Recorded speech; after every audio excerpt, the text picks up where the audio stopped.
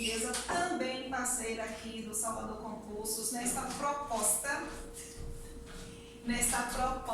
de curso de português, seja você a excelência em língua portuguesa. Pois bem, nós estamos já na nossa quinta aula, no nosso quinto tópico.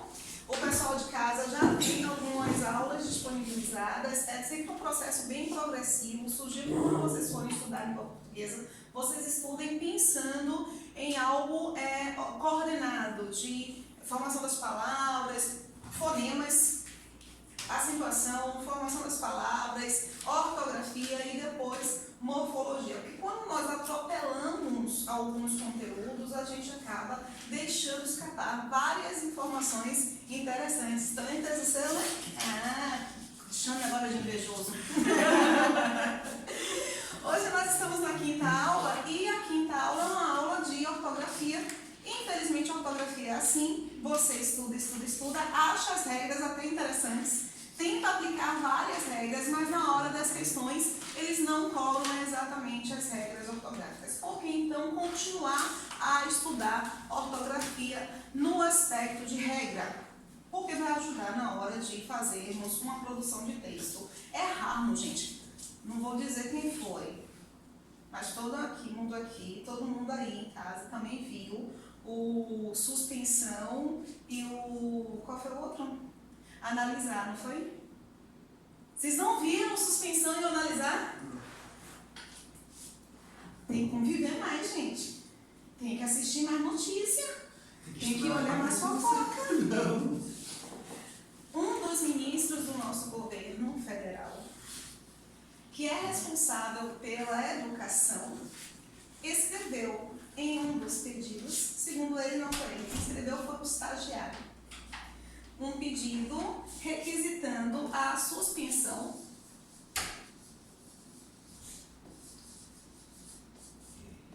para analisar.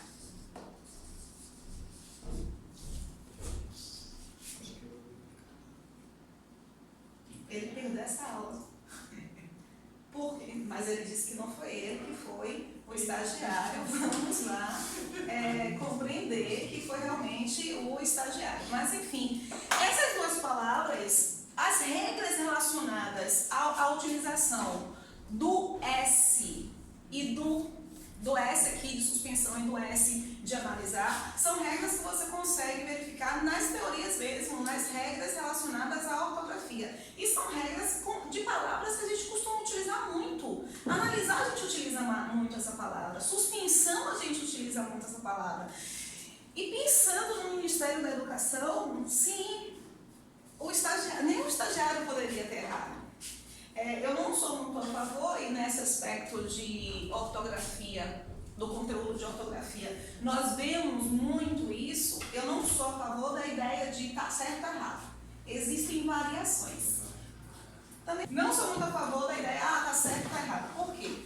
Porque existem variações linguísticas que vão definir um determinado uso. O concurso público estabelece que nós temos que utilizar a variação padrão, a norma padrão de língua portuguesa. Mas o tempo inteiro nós vamos utilizar a norma padrão no nosso dia a dia? Não é bem assim. Conversando comigo, conversando com os irmãos, com os namorados, com as namoradas, plural, né? Que absurdo. Enfim, conversando com pessoas do nosso cotidiano, a gente acaba deslizando um pouquinho. Mas o concurso quer a norma padrão. Eu não sou também a favor daquela ideia de hipercorreção. A pessoa não pode deslizar na minha frente só porque eu sou professora de português, que eu tenho uma obrigação de corrigir. Nada que eu tenho obrigação de corrigir. Se a pessoa me pedir para corrigir, eu corrijo. Se não pedir, eu faço egípcia. Eu finjo que não vim internalizar para entendermos esse aspecto ortográfico. As principais. Utilizar Z ou S. Quando é que a gente vai utilizar Z ou S? Esse conteúdo está junto com o conteúdo de fonética, porque uma regra muito interessante é a regra dos ditongos, que nós vemos justamente o que é o ditongo no tópico de fonética. O que é ditongo? O encontro de duas vogais? Uma vogal. É o encontro de uma vogal e de uma semi-vogal. Porque em uma sílaba, a sílaba é como uma pirâmide. aprendi, o toco só pode ser a vogal. Nós temos mais de uma vogal em uma sílaba? Não, nós temos somente uma vogal. E isso, inclusive, nós vimos, foi uma questão de concurso público. Quantas vogais uma sílaba pode ter? A sílaba só pode ter uma vogal. Ditongo é quando nós temos di, que significa dois, tongo, que significa tons. O que é um ditongo? Dois tons vocálicos na mesma sílaba. Vocês sabiam que depois de um ditongo nós temos que escrever o S e não o Z? Aí eu pergunto, como é que vocês escrevem Neuza? Como é que vocês escrevem Creuza? Como é que vocês escrevem Souza? Depende, né? Depende, falam sempre isso pra mim. Souza pode ser com S ou Souza pode ser com Z. Se eles indicarem lá na prova que eles querem um Souza que esteja de acordo com a norma culta de língua portuguesa, qual dos dois estará? Souza tem um ditongo e depois de um ditongo você coloca um S e não um Z. Mas essa coisa de nome é bem interessante, porque, por exemplo, vocês já viram que existem algumas Ângelas sem acento? Ângela tem acento? Tem. Não há, né? Lógico. Mas vocês já viram Ângela sem acento? Direto. Vejo Ângela sem acento. E acho estranho. Mas recentemente recebi uma mensagem do WhatsApp de um seguidor de outro estado. E lá na frente tinha Anderson, o nome, no logo. E o Anderson estava assim. Nossa. Vocês já viram Anderson com acento? Não. Mas Anderson, de acordo com a norma culta de língua portuguesa, tem que ter acento? Ângela é uma proparoxítona. E toda proparoxítona. Eu fiquei impressionada. Eu pensei assim, cara, ele acentuou o Anderson. Nunca vi nenhum Anderson acentuado. Mas Anderson realmente, de acordo com a norma culta, tem acento. Aí lá na prova, eles cobram uma questão de acentuação e apresentam o termo Anderson com acento. Você vai poder dizer que está errado? Não, porque está de acordo com a norma culta de língua portuguesa. Então, quando nós vamos fazer uma questão relacionada à ortografia, nós temos que entender que essa questão não quer saber se a palavra normalmente é usada com ou sem acento, com ou sem S, quer saber como a palavra, de acordo com a norma culta, de acordo com a norma padrão, como ela vai ser escrita, ok? Vocês sabem o que significa a palavra ortográfico?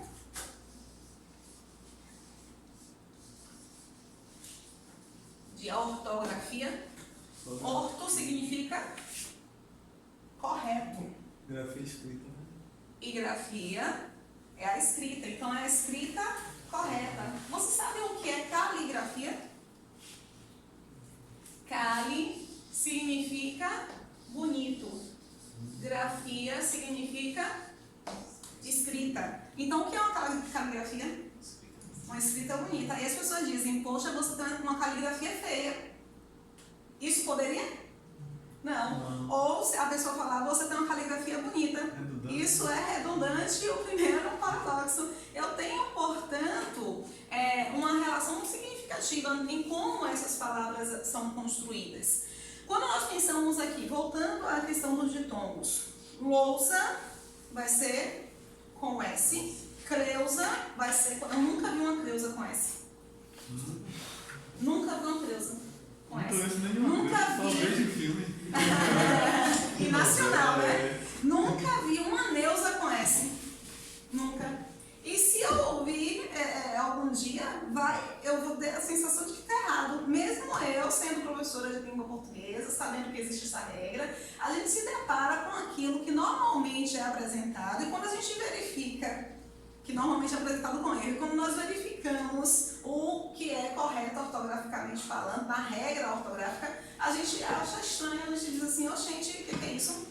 Neuza, Creuza e Lousa. E tem uma palavra que deriva do caso Deus, que vem a parte feminina Deus, é por causa dessa regra que ele conhece, não porque vem da palavra Olha, Deus. não necessariamente. Aí você tem que pensar em uma outra observação. Por quê? Quando nós encontramos uma palavra primitiva que tem um S, a derivada vai ter que ter um S. Independente da regra. Independente. Se por um caso você encontrar uma primitiva que tem um Z, a derivada vai ter que ter o Z. Porque você vai ter que prestar atenção ao que nós vimos na aula passada, justamente sobre o radical, que é a raiz da palavra, que é a base semântica do termo. Então, o radical é muito importante. Você verificar a aula de formação e estruturação das palavras é básico para entender, de fato, as regras ortográficas. Essa aqui ficou tranquila, não foi? Essa regra do ditongo vai aparecer muito, gente. Essa observação do ditongo vai aparecer no X, vai aparecer no J. Aparece muito a regra do ditongo. IBFC gosta desse tipo de questão, né? Qual? IBFC.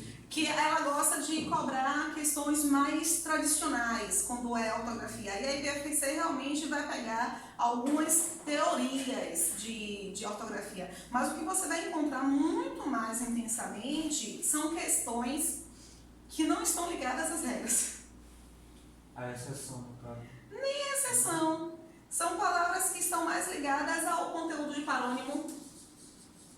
Por exemplo. Palavras parecidas, né? Palavras parecidas, mas que têm grafias diferentes. Aí sim, porque se você não sabe que existe um parônimo para uma palavra que normalmente você utiliza, por exemplo, área. O que é área? Área. Área. Como é que a gente escreve área? É com I, né? A-R-E. Não, é com I. Área? Área. Isso. Assim. Não é assim, não? Área. É isso que essa foi Sim. o primeiro. E aí? É o primeiro dessa. Mas a gente fala área aqui. Entendi. A pronúncia A pronúncia é é igual, a né? mesma. Não é? Você tem. É muito difícil encontrar alguém falando área. Não fala. Né? A gente fala área, mas não área. Área. A palavra correta é área, mas a gente fala área. Não é, aí você tem que pensar nessa ideia do correto e incorreto, nesse caso. O que é área? Área é um espaço, né? Se for com O E. espaço é com pau. Com E. Com área. Esse aqui não existe, não? Já viu o nome de uma pessoa. Área com I é um pedaço de ópera. Na ópera você tem uma área. Entendi. Então aqui é para o contexto musical e aqui é o contexto espacial. Existem as duas palavras.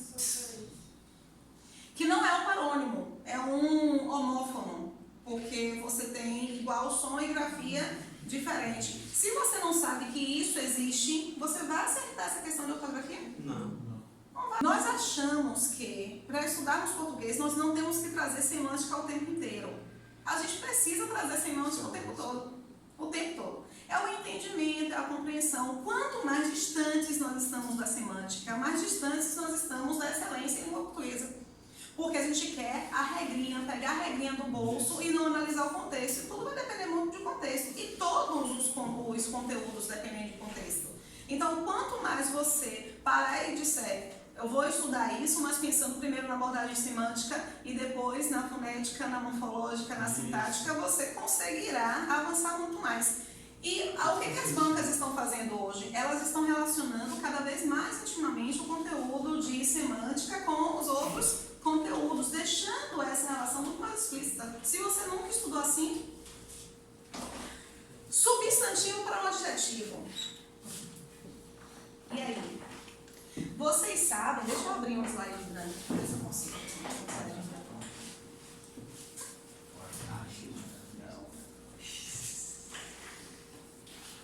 Vou colocar aqui do lado. Se você tem beleza com S ou com Z? Com Z.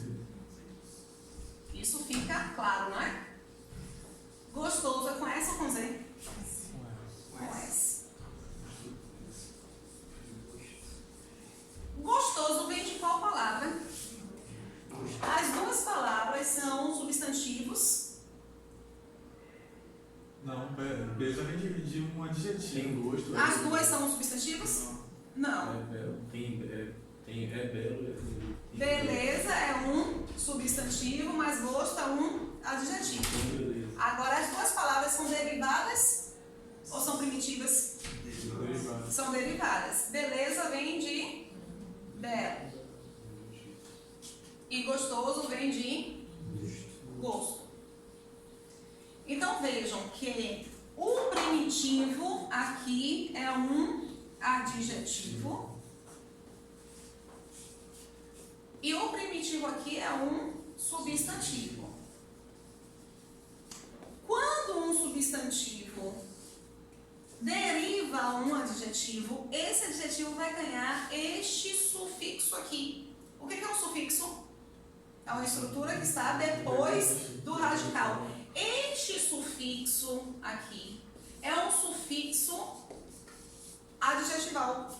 É um sufixo que vai formar um adjetivo. Sempre de um substantivo para um adjetivo, você vai utilizar o S. Nesse caso aqui, beleza vai ser um substantivo. Esse substantivo é um substantivo concreto ou abstrato?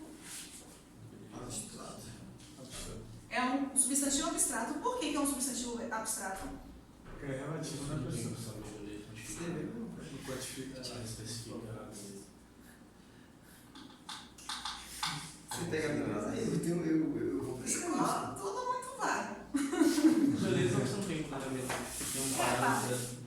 A ideia de beleza, mas o fantasma também não. A ideia de beleza é porque beleza depende de alguém ser belo. Então existe uma ideia de dependência. Quando não existir essa ideia de dependência, aí é um substantivo concreto. Se existir uma ideia de dependência, é um substantivo abstrato. A palavra gravidez é substantivo concreto ou abstrato?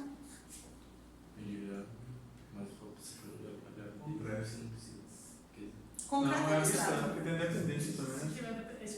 Tem dependência. Se não houver uma mulher grávida, a gravidez não existe. Gravidez é com S ou com Z? Vamos ver.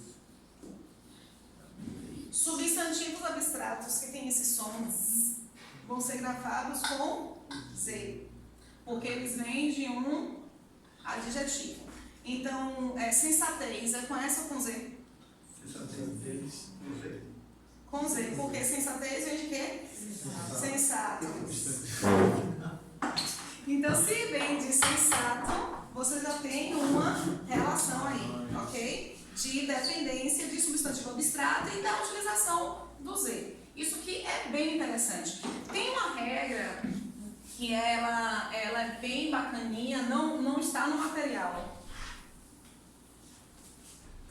E normalmente a gente não erra as palavras que têm som de Z, de E, de Z e são grafadas realmente com Z. Normalmente a gente não erra. Por que paz? Por que paz não? Por que pacífico é grafado com C e não com S?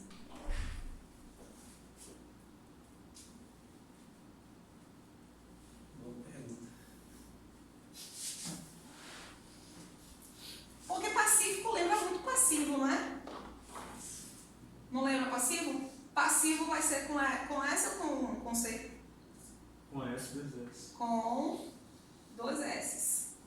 Se for S entre duas vogais, para ter o som de S, a gente tem que duplicar em português, vai ter que ficar os mesmo. Mas por que pacífico é com C? Felicidade é com C ou é com S? Tem alguma coisa em relação com I, professor? Com I, será? Não, né? Com o quê? Com I? Não. No I, no final não, né? Não. Felicidade também é com C, não é? Qual é a regra? Vocês conseguem perceber qual é a regra?